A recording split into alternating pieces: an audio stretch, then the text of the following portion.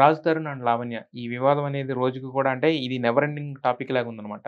అయితే దీంట్లో తనకు ఎలాంటి సంబంధం లేకపోయినా కూడా మొత్తానికి అంటే న్యాయం గెలవాలి అనేది నా వర్షన్ అంటూ శేఖర్ భాష అనే వ్యక్తి ఈ వివాదంలోకి ఎంటర్ అవ్వడం జరిగింది. అయితే అన్‌ఫార్చునేట్‌లీ రీసెంట్‌గా జరిగిన దాడి వల్ల లావణ్య చేసిందండి దాడి? మరి లావణ్య చేసిన దాడిలో గాయపడిన శేఖర్ భాష గారు కట్టుతో కూడా తన పోరాటం అంటే కొనసాగిస్తూ లావణ్య ఒక్కతే చేసేంత సీన్ లేదు. అదే మన స్టూడియోలో ఉన్నారు. ఇప్పుడు ఏం జరిగిందనేది శేఖర్ భాష గారి మాటల్లో విందాం. ఫస్ట్ ఆఫ్ ఆల్ ఒక విక్టరీ, ఒక విజయం ఇవాళ నిజంగా చెప్పాలంటే. నేను ఏదైతే ఇన్నాళ్ళు మొత్తుకుంటున్నానో మీడియాలో చాలా మంది నమ్మారు, 99% జనాలందరూ నమ్మారు. మనం పోల్స్ పెట్టినా కామెంట్స్ పెట్టినా అందరూ మనం చూస్తూనే ఉన్నాం. బట్ ఇంకా ఎవరైతే ఆ 1% లేకపోతే ఆ 5% ఉన్నారో వాళ్ళకి కూడా చక్కటి నమ్మకం కుదిరేట్టుగా ఇవాళ ఒక బెయిల్ అంటే ఏదో బెయిల్ ఇచ్చారు కదా అనే కాదు, అక్కడ ఆ కోర్టులో జరిగిన వాదనకి బెయిల్ వచ్చింది. రాజ్ తరుణ్‌కి బెయిల్ రావడం, అది కూడా ఆ కోర్టులో జరిగిన వాదనలు ఎవరన్నా ఫాలో అయిన అడ్వకేట్స్ కానీ వాళ్ళందరూ కూడా చెప్పేది ఏంటంటే చాలా చాలా క్లియర్ కట్గా దీనికి మొత్తానికి మలుపు తిప్పినది ఏం తెలుసా? రాజ్ తరుణ్‌కి బెయిల్ రావడానికి మస్తాన్ సాయిపైన పెట్టిన ఎఫ్ఐఆర్. నేను ఫస్ట్ నుంచి అది తీసుకొచ్చి చూసినప్పుడల్లా అది మా మధ్య కేసు, నువ్వెందుకు తీసుకొస్తావు? మేము సెటిల్ చేసుకుంటాం, నువ్వెందుకు తీసుకొస్తావు? నేను రాయలేదు, నా హ్యాండ్ రైటింగ్ కాదు కూడా చెప్పింది కదా చెప్పారు. కోర్టు ఏమి నమ్మలా. నువ్వు సంతకం పెట్టావు, రాసావు, ఇవన్నీ కూడా చేసావు. వాళ్ళు ఏ పాయింట్ తీసుకోలేదు, they didn't by any that point. Clear కట్గా ఉంది. నువ్వు అదైతే అప్పుడు నువ్వు ఈ ఫోటోలు గీటోలు అని చూపిస్తావు. బట్ ఇది 2023లో లేటెస్ట్గా అతను కావాలి నువ్వు పెట్టిన తర్వాత హౌ కెన్ అండ్ ఒక రిపీట్ అఫెండర్ లాగా ఇట్లా అన్నట్టుగా బాధలు జరిగినట్టుగా మనకు తెలిసింది. అండ్ అలాగే దిలీప్ శంకర్ ఎవరైతే ఉన్నారో ఆయన వాదించడానికి కూడా పెద్ద అలౌ చేయలేదు, ఎందుకంటే అది పబ్లిక్ ప్రాసిక్యూటర్ వాదించాల్సిన కేసు. బట్ ఆయనతో పాటు నేను కూడా వెనకాల వస్తానంటే పబ్లిక్ ప్రాసిక్యూటర్ నాకేం అవసరం లేదని చెప్పారు. బట్ నా దగ్గర కొన్ని సాక్ష్యాలు అవి అంటే ఏంటంటే ఈ వెడ్డింగ్ కార్డులు అవి తీసుకు ఎవరైనా కొట్టచ్చు, దాని గురించి పెద్ద ఇదేం లేదు, స్ట్రైట్ అవే బెయిల్ గ్రాంటెడ్. అది కూడా ఒక మహిళా జడ్జి ఆవిడ. సో అంటే ఆయన చెప్పిన 153 సాక్ష్యాధారాలు ఏమి కూడా కోర్టులో చెల్లుబాటు కాలేదా? మనం తెచ్చిన ఒక్క సాక్ష్యం చెల్లుబాటు అయింది. నేను తీసుకొచ్చాను కదా, నేనే ఫస్ట్ అది బ్రేక్ చేస్తాను. ఆ ఎఫ్ఐఆర్ చాలా కష్టపడి గుంటూరు నుంచి పట్టాభిపురం పోలీస్ స్టేషన్లో ఉంటే దాన్ని ఫస్ట్ తెచ్చాం. తర్వాత అది పోకాయిస్తే మనం దాన్ని కంప్లైంట్ తెప్పించాం, దాని ప్రొసీడింగ్స్ అన్ని తెప్పించాం మనం. సో అదే చాలా కీలకం ఈ కేసులో. ఇప్పుడు రాజ్ తరుణ్‌కి బెయిల్ రావడానికి వాళ్ళు 153 సాక్ష్యాలు ప్రవేశపెట్టినా కూడా మీరు తెచ్చిన ఒకే ఒక్క సాక్ష్యం ప్రవేశపెడితే 100 సాక్ష్యాలు ప్రవేశపెట్టినట్టు. మీరు తప్పు చెప్పారు డైలాగ్. భాష నేను ఒక్క సాక్ష్యం ప్రవేశపెడితే 153 సాక్ష్యాలు పక్కకు పోయినట్టు అని చెప్పాలి. యాక్చువల్గా మొత్తం అన్నిటిని కూడా పక్కకు వేశారు అనమాట. అయితే అంటే ఒక రకంగా అంటే నిజం నిలకడ మీద తెలుస్తుంది అంటారు, అది అనుకోవచ్చా ఈ విషయంలో, రాజ్ తరుణ్ విషయంలో? ఖచ్చితంగా. ఎందుకంటే అక్కడ మీరు ఎవరైనా అడ్వకేట్ మీరు కనుక తీసుకుంటే లైక్ కోర్ట్ ప్రొసీడింగ్స్ మనం జనరల్ గా బయటకు చెప్పకూడదు. But let's take some advocate. మా మధు శర్మ గారు ఉన్నారు కదా, ఆయనతో మాట్లాడదాం. ఏం జరిగింది కోర్టులో ఆయన చెప్పచ్చేమో, ఆయన బిజీగా ఉన్నట్టున్నారు, కట్ చేస్తున్నారు. సో అది మేబీ హిల్ కాల్ బ్యాక్. అయితే యాక్చువల్గా మీ కట్టు చూస్తుంటే ఎందాక అన్నది అదే. యాక్చువల్గా మీకు ఈ నొప్పంతా ఒకసారి ఈ మోరల్ విక్టరీ అంటారండి దీన్ని.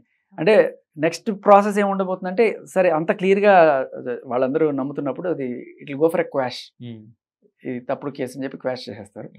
అదే మనం ఫస్ట్ నుంచి పోరాడుతుంటే తప్పుడు కేసులు పెడుతున్నారు అనేదే మనం ఆరోపణ. ఇవాళ బెయిల్ అయింది, రేపు క్వాష్ అవుతుంది. అప్పుడైనా జనాలు నేను చెప్పేది నమ్ముతారు. అయితే యాక్చువల్గా మీకు సంబంధం లేని కేసులోకి మీరు దూరి ఇలా దూర్చారండి. మీరు మీడియా వాళ్ళే మీడియా వాళ్ళే దూర్చలేదు సార్. అంటే మీరు అంటే మీరు కాదు, బట్ ఏదో ఒక అడ్వకేట్ మాట్లాడతారు.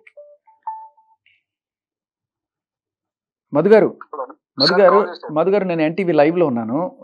ఇవాళ కోర్ట్ ప్రొసీడింగ్స్ గురించి ఇఫ్ యూ వాంట్ బెయిల్ గురించి మీరు ఏదైనా ఒక స్పందన మీరు తెలియజేస్తారా?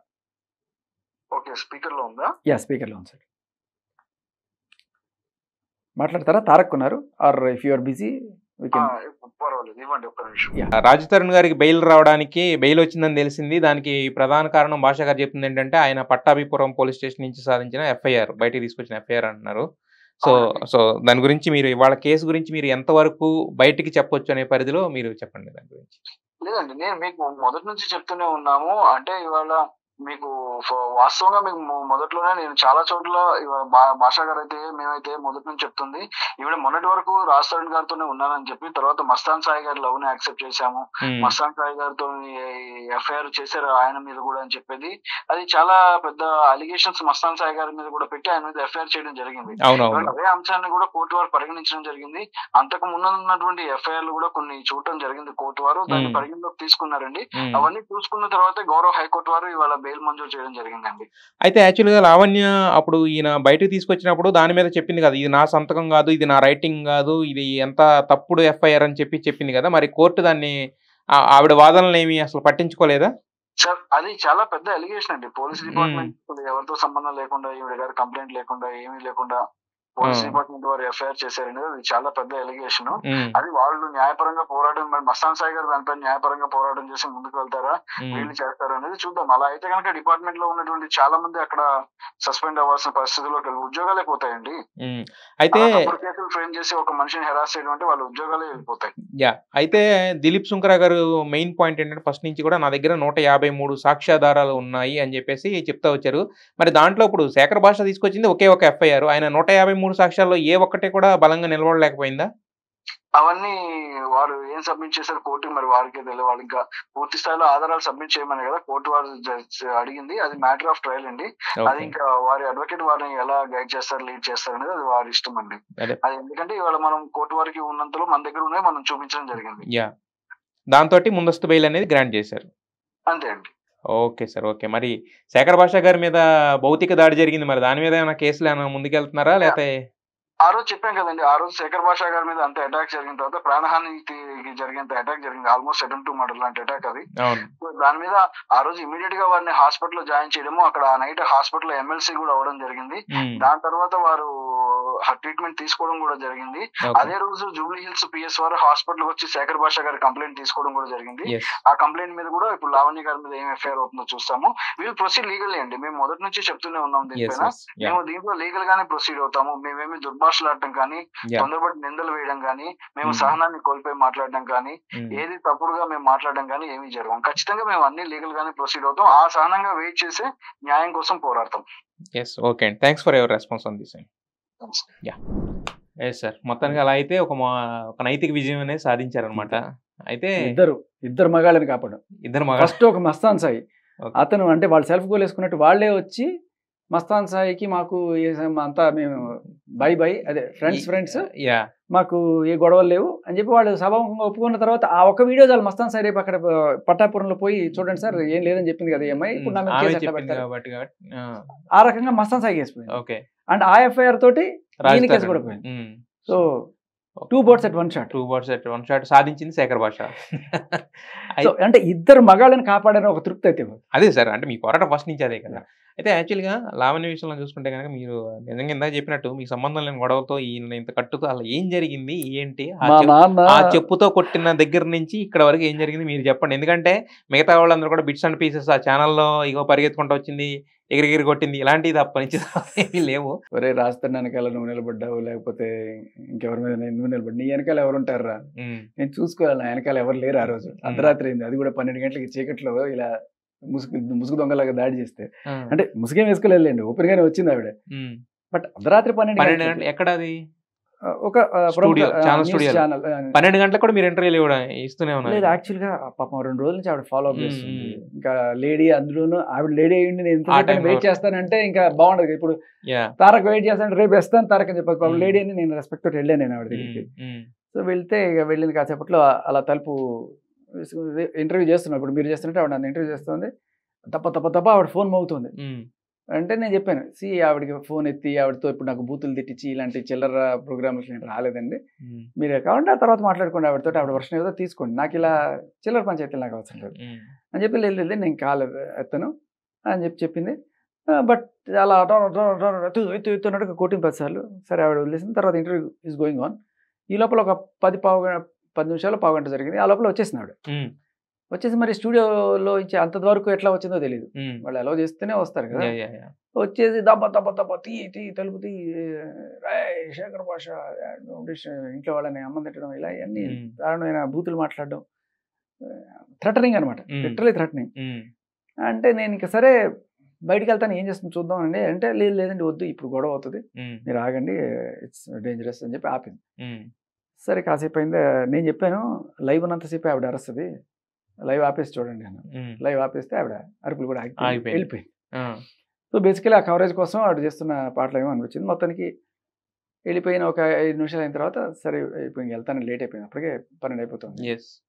సో తలుపు తీసుకొని అట్లా వెళ్ళి కింద ఇట్లా మెట్లు ఉన్నాయి దిగుతున్నాను, అక్కడ కాపు కాసుకొని ఉందన్నమాట.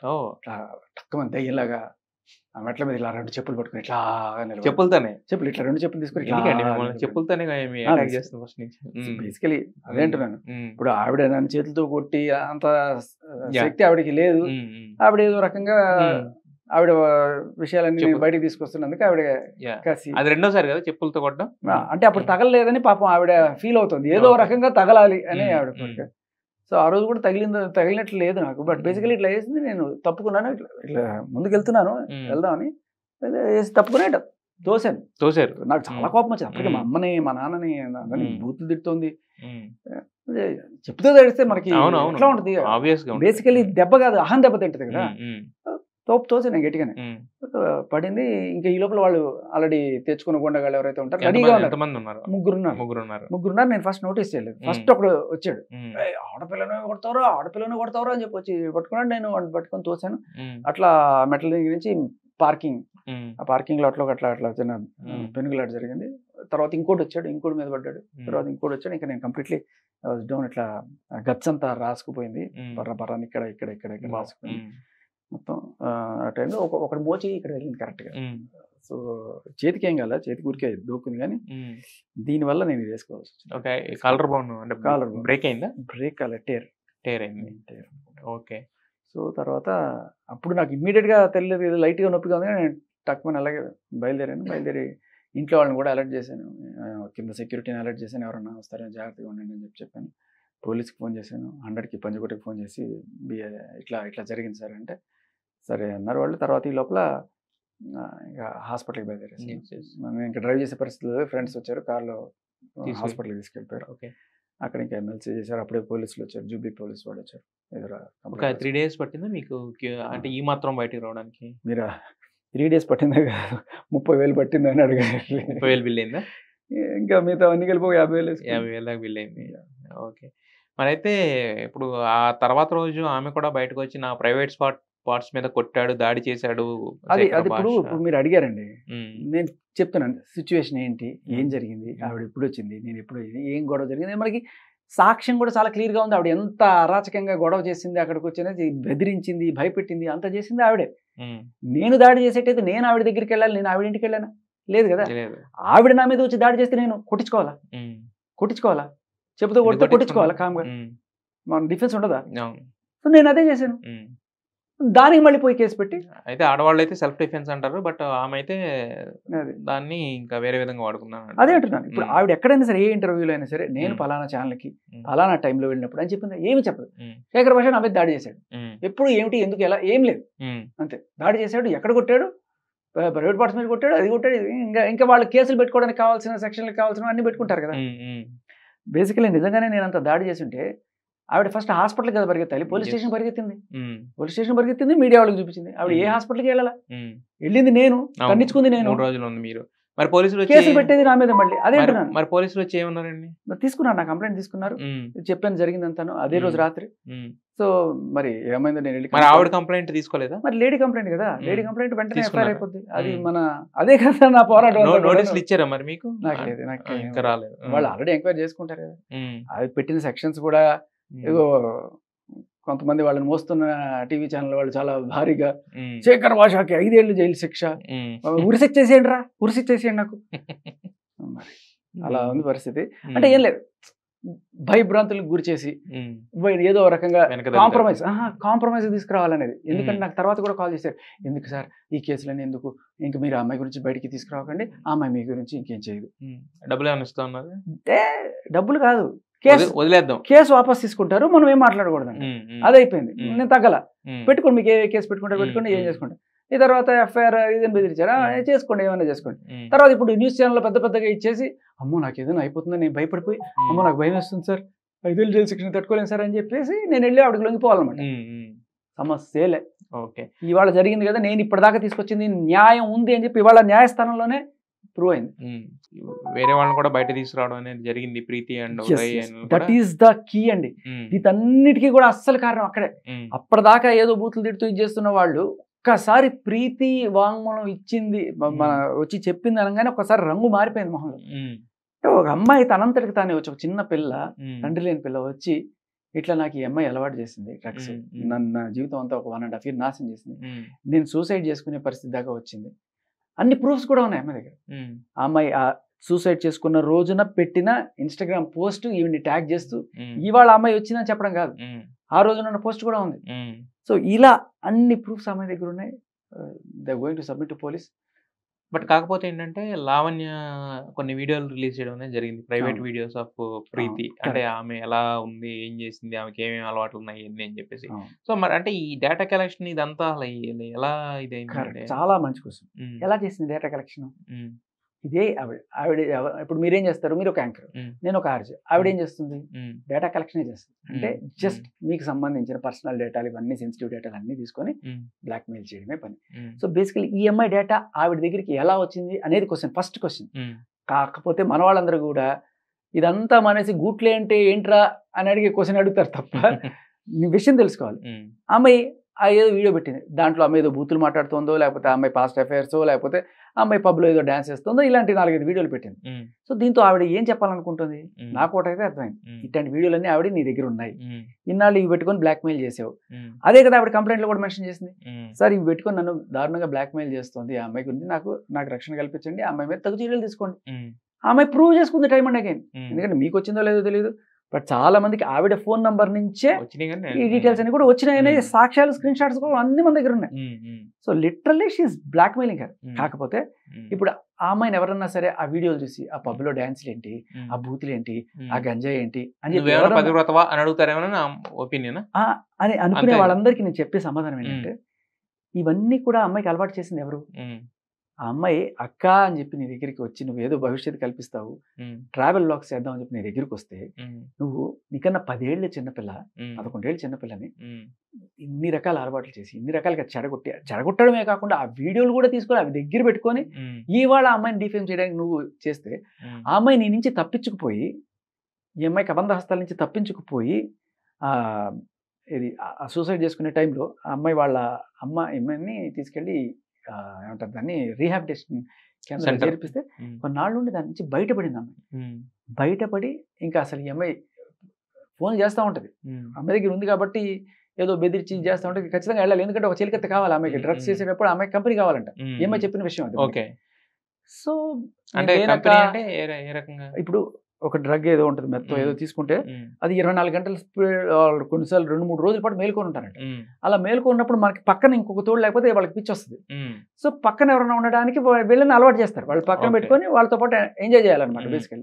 అది అంటే కొంతమంది డబ్బులకి ఇస్తారు, బట్ ఈ అమ్మాయి సాడిజం, సైకోయిజం కోసం ఈ అమ్మాయికి ఇస్తుంది.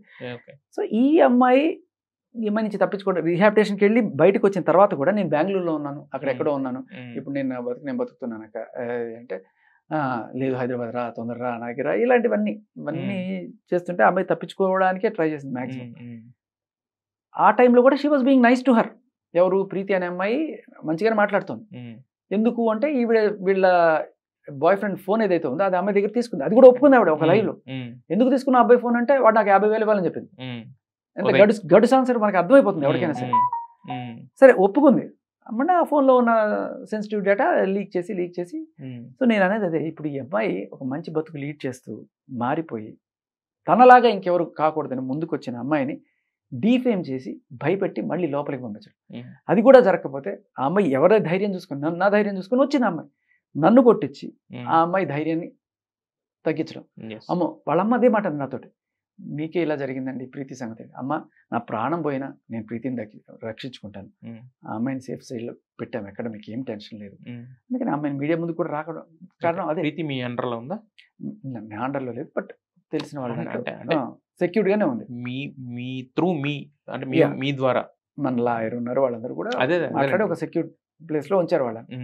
సో బేసికలీ అంటే డీఫేమ్ చేసో లేకపోతే ఏదో చేసి, ఇప్పుడు మీరు అడిగారు అనుకోండి ఆవిడ ఏమన్నా క్వశ్చన్, తారక్ పాస్ట్ తెలుసా, తారక్ బాత గర్ల్ ఫ్రెండ్ తెలుసా, తారక్ అప్పట్లో ఆ పని చేశాడు తెలుసా, నీ చిన్నప్పుడు ఏం చేసావు నీ మీద బురద చల్లి నేను నోరు ఇచ్చాను, నేను అడిగితే నా పాస్ట్ ఇస్తుంది. ఇప్పుడు ఆవిడ కరాటే కళ్యాణ్ గారు మాట్లాడితే కరాటే కళ్యాణ్ కూడా బ్లాక్ మెయిల్ చేస్తున్నట్టు. సో ఎవరు మాట్లాడినా ఆవిడ గురించి ఇంకొక మాట్లాడినట్టు వీడు అమ్ముడు పోయాడు, తారక్ మాట్లాడితే తారక్ అమ్ముడు పోయాడు, శేఖర్ మాట్లాడితే శేఖర్ అమ్ముడు పోయాడు, కరాటే కళ్యాణ్ మాట్లాడితే ఆవిడ అమ్ముడు పోయింది, ఎవరు మాట్లాడితే వాళ్ళు అమ్ముడు, ప్రీతి కూడా అమ్ముడు పోయింది. ఒకటే, ఇంకా వేరే ఏం లేదు, వాళ్ళు అమ్ముడు పోయారు కాబట్టి నా మీద సాక్ష్యం చెప్తాను. నోరు ఉంది కదా, నేను ఏమన్నా బాగొచ్చు, ఆరోపణలే, ఆధారాలు లేవు. బట్ ప్రీతిని మనం నిజంగా కాపాడుకోవాల్సిన అమ్మాయి. ఇలాంటి చిన్న పిల్ల 21-22 ఏళ్ల పిల్ల, ఇలాంటి వాళ్ళు చాలా మంది ఉన్నారని చెప్తున్నాం. ఆ అమ్మాయిని ఎస్ఓటి పోలీసులు ప్రాపర్గా ఆ అమ్మాయి దగ్గర ఇన్ఫర్మేషన్ తీసుకుని ఆ అమ్మాయి చెప్పినవన్నీ పరిశీలిస్తే ఖచ్చితంగా దొంగ దొరుకుతుంది. ఇలాంటి వాళ్ళు మనం జస్టిస్ తీసుకురాకపోతే ఇలా ఎంతమంది ఈ డ్రగ్ మహమ్మారికి బలైపోతారు అనేది నా పాయింట్. ఓకే, ప్రీతి విషయంలో ఏదైతే మీరు ఇంతవరకు చెప్తూ వచ్చారో, ఆమె అంటే ఓన్లీ ఆ సాక్ష్యాలు బయట పెట్టినప్పుడు వాటిల్లో వచ్చిన ఒక ఫోన్ కాల్ ఏంటంటే ఉదయం తిరుగుతూ ఉంది ప్రీతి, అంటే ఫస్ట్ నుంచి లేడా ఏంటి చూసారా, మన అటెన్షన్ డైవర్ట్ చేయడానికి చాలా బాగా పనికొస్తుంది. ఎందుకంటే సరే, ఈ అబ్బాయి బాయ్ ఫ్రెండ్, ఈ లావణ్య ఉన్న నార్సిజమో లేకపోతే ఆ సైకియాటిక్ దీంట్లో ఉన్న ఒక ఇట్లాంటి నార్సిజం వాళ్ళకున్న ఒక లక్షణం ఏంటంటే they can't tolerate girl friend కావచ్చు, పెళ్ళాం కావచ్చు, వీళ్ళ టార్గెట్ ఎప్పుడు కూడా, ఇప్పుడు తారక్ని టార్గెట్ చేయాలి, తారక్ కాదు, తారక్ గర్ల్ ఫ్రెండ్ లేకపోతే తారక్ పెళ్ళాము, తారక్ చుట్టూ ఉన్న లేడీస్నే వాళ్ళు టార్గెట్ చేస్తారు. సో అలా ఈవిడ పంపించిన చాట్లో కూడా ఇదిగో ఈ ఉదయ్ ఫేస్ నేను బ్లర్ చేసి నిన్నే ఇచ్చేస్తా, నీ బతుకు పరువు తీస్తా, ఇదే అనమాట. అంటే లేడీస్ని ఎంత హీనంగా ఎంత చులకన చేస్తే వీళ్ళకి అంత మజా వస్తుంది. మీరు గమనించండి, ఒక హర్యానా గురించి ఆవిడ మాట్లాడింది కావచ్చు, ఒక హెబ్బా పటేల్ గురించి మాట్లాడింది కావచ్చు. సో వీళ్ళందరి క్యారెక్టర్స్ ఎంతంటే ఒక్క సాక్ష్యం కూడా లేకుండా హర్యానా ప్రెగ్నెంట్ అని మాట్లాడు, ఏ సాక్ష్యం పెట్టుకుని మాట్లాడు, నోటికి వచ్చినట్టు అనమాట. బేసికలీ ఈ అమ్మాయిల్ని డిఫేమ్ చేస్తే వీళ్ళకి ఒక కిక్ అనమాట. బయటికి మాత్రం నేను మహిళ అంటే సృష్టి, నన్ను ఏమనకూడదు, నన్ను అంటే సృష్టి, ఇలాంటి మాటలు చెప్తాను. అవును, నేను ఒక విషయం చెప్తాను. ఇప్పుడు ఫస్ట్ మీరు అడిగిన కంప్లీట్ చేస్తాను. మీరు అడిగింది ఉదయ్కి ఆ మధ్య కాల్ ఏంటి అనేది చెప్తాను. ఇప్పుడు 2 ఏళ్ల క్రితం వాళ్ళు బాయ్ ఫ్రెండ్ గర్ల్ ఫ్రెండ్ కూడా ఏదో కొట్టుకుంటారు, తిట్టుకుంటారు. ఆ కొట్టుకోవడానికి కూడా కారణం ఈవిడే. మళ్ళీ ఉదయ్ గురించి ఈవిడికి తప్పుగా చెప్పి వాళ్ళు ఎంతసేపు వాళ్ళు విడదీస్తే ఒక ఆనందం పొందుతుంది అనమాట. ఏదైనా కానీ బాయ్ ఫ్రెండ్ గర్ల్ ఫ్రెండ్ మధ్యలో గొడవలు రా ఎప్పుడొకప్పుడు వస్తాయి. ఆ జరిగిన కాన్వర్సేషన్ ఏదో పెట్టుకొని ఇప్పుడు తీసుకొచ్చి వేరే విధంగా ఉంది, ఎప్పటికి ఏముంది దాంట్లో అర్థం కావడానికి. అయితే యాక్చువల్గా మీరు అన్నారు అంటే హర్యానా ప్రెగ్నెంట్ అని రకరకాల ఆరోపణలు చేస్తుంది కదా. ఇప్పుడు వాళ్ళెవరో బయటకు రాలేరు, ఎందుకంటే ఆడవాళ్ళు కాబట్టి. ఇప్పుడు రాజు తరుణ్ అయినా ఇప్పుడు మీడియా ముందుకు ఆల్రెడీ ఒకానొక టైంలో వచ్చాడు కాబట్టి, వచ్చినప్పుడే వీటిలన్నిటికీ ఒక క్లారిటీ ఇచ్చేసి ఉండొచ్చు కదా. ఇలా నాతో చాలా చెప్పేది, నాతో పాటు చాలా మంది హీరోయిన్స్ సహజీవనం చేశారని, లేకపోతే వాళ్ళతో ఎఫ్ఐఆర్లు ఉన్నాయని చెప్పింది. బట్ ఇప్పుడు అదంతా కూడా తప్పు అనే ఒక మాట కూడా ఆయన అనేసి ఉంటే అట్లీస్ట్ ఆయన తరపు నుంచి ఒక చిన్న క్లారిఫికేషన్ అనేది ఉండేది కదా. ఆయన చెప్పాడు యాక్చువల్గా వచ్చి, ఆయనకి చాలా క్లియర్ కట్గా మనకి టీవీ ముందుకు వచ్చి చెప్పిన 3 పాయింట్లు. ఒకటి, ఈ అమ్మాయి డ్రగ్స్ చేస్తుంది, డ్రగ్ పెడ్లర్ గా దొరికింది, అండ్ ఈ డ్రగ్స్ బ్యాచ్ అంతా వేసుకొచ్చి చేసే ఇది నా వల్ల కాలేదు. రెండోది, ఈ అమ్మాయి మస్తాన్ సాయితో మూవ్ అయిపోయింది, కావాలంటే ఇదిగో ఈ పట్టాపురంలో పెట్టిన కేసు అని చెప్పి చూపించి వెళ్ళిపోయాడు.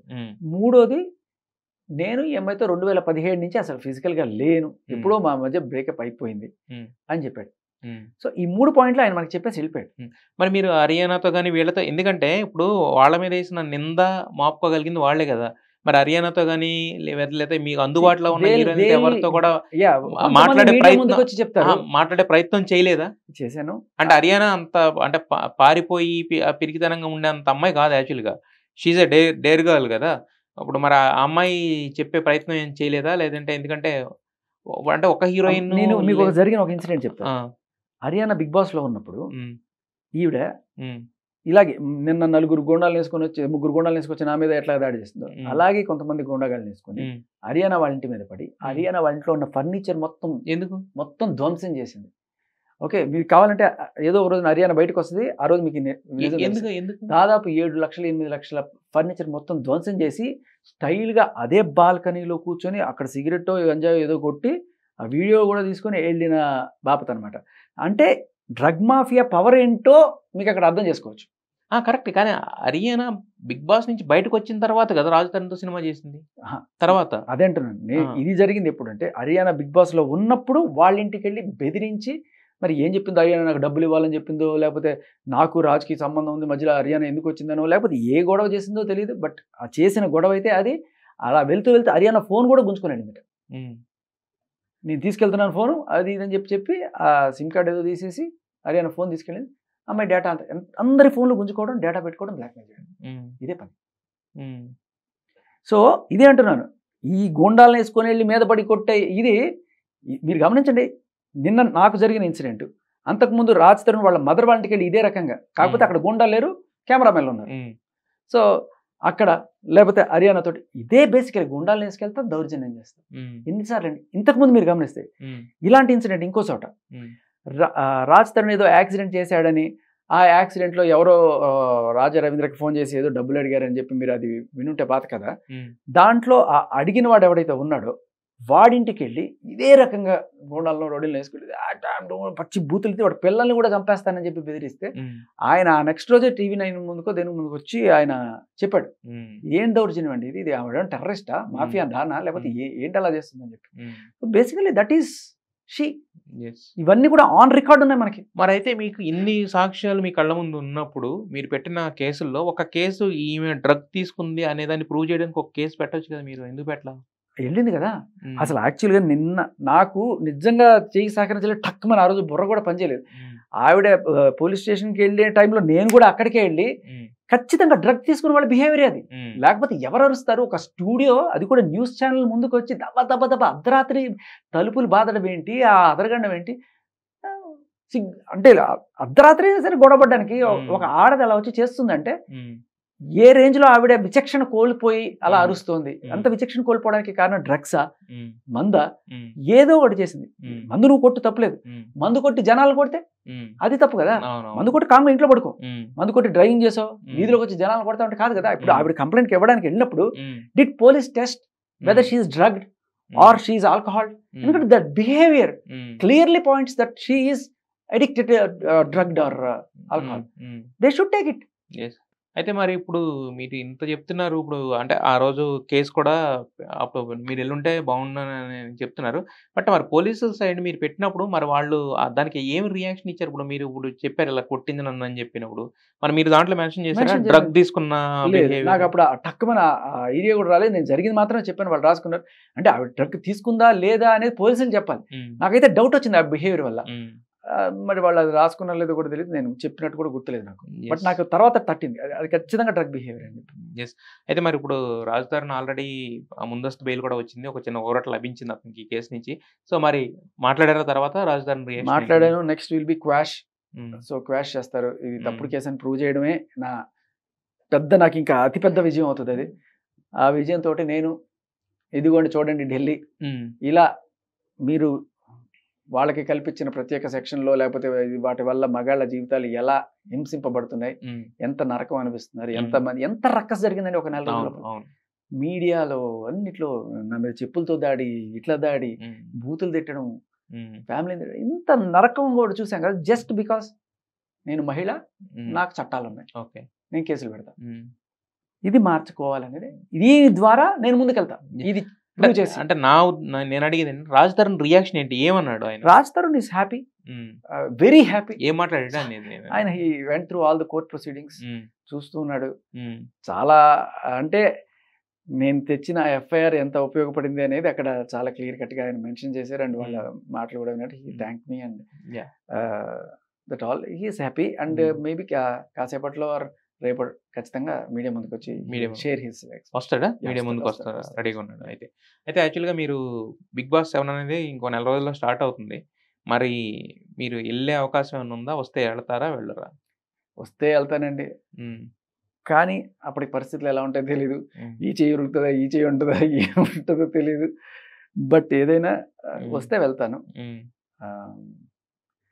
కానీ నాకు అది అసలేం చెప్పాయి కదా, ఢిల్లీకి వెళ్ళి కూర్చోవాలి, ఎంతమంది వస్తే ఎంతమంది రాని కూర్చొని రిప్రజెంటేషన్ ఇచ్చి అది ఎంత శక్తివంతంగా చేయగలిగితే అంత తొందరగా చట్టం మారుతుంది. అయితే ఆమె మీ మీద చేస్తున్న 2 అలిగేషన్‌లు ఏంటంటే, ఒకటో ఈ 'బిగ్ బాస్' అనేది స్టార్ట్ అవుతుంది కాబట్టి తొందరలో దానికెళ్ళాలి 'శేఖర్ భాష' అనేది ఒకటి. రెండోది రాజు తను డబ్బులు ఇచ్చాడనేది ఒకటి. ఆ రోజు ఆయన మిమ్మల్ని స్టేజ్ మీద కూడా పిలిపిచ్చి ఒక 20 సార్లు, 30 సార్లు మీరు కలిసారని చెప్పడం. ఇయన్నీ కోట్ చేస్తుంది. బేసిక్‌గా ఏంటంటే మీరు నన్ను అడిగే క్వెషన్ ఏంటో నాకు తెలుసు నెక్స్ట్. మీరు పిలిచారా? నేను వచ్చాను. నేనే పిలిచాను. బట్ కాకపోతే ఏంటంటే అబ్బే అది కాదు. పాయింట్ అసలు అదే కాదు. నేను ఇప్పుడు ఆ డైలాగ్ చెప్పి బోర్ కొట్టింది. ఇప్పుడు మీకు ఇంకో విషయం చెప్తాను. నేను ఏదైనా ఆధారం లేకుండా మాట్లాడాను. రైట్ ఫ్రమ్ ద డే 1 నేను ఏదైనా ఆధారం చూపించే మాట్లాడాను. ఒక ఎఫ్ఐఆర్ కావచ్చు, ఆ కంప్లైంట్లో ఆ రాత కావచ్చు, ఆ సిగ్నేచర్ టాలీ కావచ్చు, ఈవిడ పాత డ్రగ్ కేసులో ఆవిడ ఇచ్చిన కన్ఫెషన్ కావచ్చు, అన్నీ ఆవిడ సంతకం పెట్టిందో ఆవిడ డైరెక్ట్గానో ఇండైరెక్ట్గానో చెప్పినవో నేను కోట్ చేశాను తప్ప నా సొంతగా మస్తాన్ సాయితో నీకు ఎఫ్ఐఆర్ ఉంది అని చెప్పి నేనేం చెప్పలే. ఆవిడ చెప్పిన మాటలే నేను కోట్ చేశాను. అలాగే చింటూతో ఎఫ్ఐఆర్ ఉంది అనే విషయం కూడా నువ్వు ఆడియో కాల్లో నువ్వన్నా ఎక్కడ నా చింటూ నాకు కావాలి అర్జెంటుగా. సో ఇవన్నీ కూడా నువ్వు చెప్పినవే నేను కోట్ చేశాను తప్ప నేనేదో నీలాగా ఇక్కడ కూర్చొని రాజు తరుణ్ 30 లక్షలు ఇచ్చుంటాడు, బిగ్ బాస్ వీళ్ళు పిలిచుంటాడు, ఇవన్నీ నువ్వు కూర్చొని ఊహించుకోవడానికి బాగానే ఉంటాయి కానీ ఆధారాలు ఇవి నోటికి వచ్చిందలా చెప్పచ్చు. ఓకే, మరి మస్తాన్ సాయితో మాట్లాడే ప్రయత్నం ఏమైనా చేశారా ఈ విషయంపై? లేదు. సో మరి అంటే ఎలా? బట్ ఒకటి అంటే నా ఈ పోరాటంలో ఏదో చేస్తుంటే ఇంకొకరికి ఏదో కలిసి వచ్చేస్తుంది చూడండి. అలా రాజ్ తరుణ్ చేస్తున్న దీంట్లో మస్తాన్ సాయి కలిసి వచ్చేసింది. ఎలా అంటే అతని మీద కేసు తీసేశారు. ఐ మీన్ కేసు తీసేయడం అంటే ఇక పని చేయదు, క్లియర్ కట్ ఓపెన్ ఒప్పేసుకోవడానికి, అంటే క్లియర్ కట్ ఎవిడెన్స్ ఉంది ఆ కేసుని కొట్టివేయడానికి. సో అయితే మొత్తానికి అలా అంటే ఒకళ్ళకి హెల్ప్ చేయబోయి ఇద్దరికి హెల్ప్ చేశారు. మొత్తానికి మగజాతి ఆణిముత్యం అనుకోవచ్చా మీరు?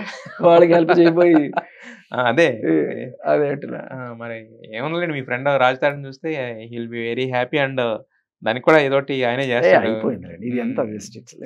బట్ చిన్నదైనా కూడా ఇప్పుడు చిన్నదైనా కూడా ఇప్పుడు ఈ రోజుల్లో మనకి ఏం సంబంధం లేకుండా జేబులోంచి రూపాయి తీసుకోవడానికి ఆలోచిస్తాము. అలాంటిది మీరు ఇంత ఖర్చు పెట్టుకుని ఇంత కష్టపడి ఇన్ని దిగినందుకు సో మొత్తానికి ఆయన దగ్గర నుంచి కూడా ఏదైనా చిన్న సర్ప్రైజ్ గిఫ్ట్ గానీ ఆఫర్ గానీ వచ్చే అవకాశం అయితే అసలు ఆయన ఇచ్చిన అస్సలు యాక్సెప్ట్ నా టైపే అది కాదు చెప్తున్నా కదా.